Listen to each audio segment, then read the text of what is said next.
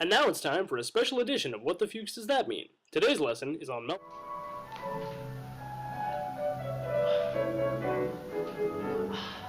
Professor, you can't kill yourself yet.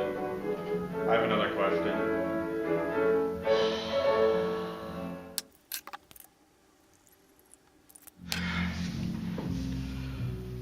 Technically, meltdown happens anytime the solid uranium fuel in the core of a reactor literally melts because the plant's primary cooling system has failed. In a plant like the one at Indian Point, there are at least two separate emergency cooling systems that kick in if the main system fails. What people usually think of a meltdown would only occur in the unlikely event that both of these systems also failed. If that were to happen, the uranium would get so hot that it would melt through the zirconium shell of the fuel rods. At this point, 3,500 degree liquid uranium would come in contact with much cooler water, turning it into steam instantly. This would create an incredible amount of pressure, which could break open the immediate containment of the reactor core. This would result in highly dangerous radioactive materials and large amounts of radiation being released into the rest of the larger building. That's terrifying. Out of context, yes. Bear in mind that unless the 6-foot steel and concrete outer walls of the containment dome which houses the reactor has a hole in it, this dangerous radiation would probably not escape into the surrounding communities.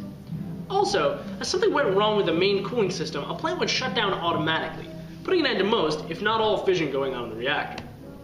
In addition to this, pressurized water reactors like the one at Indian Point are designed so that if the core overheats and the coolant water starts to boil and become steam, the rate of fission for the fuel slows down. This is because steam doesn't conduct free neutrons as well as water does. In a previous talk, I explained that a meltdown would be like if all of my therapy and counseling failed, and I strapped explosives to myself and took out all of my colleagues during lunch. To illustrate, again, really how unlikely a meltdown at a power plant is, this is what would have to happen for me to get a chance to give those smug, family-having bastards what they deserve.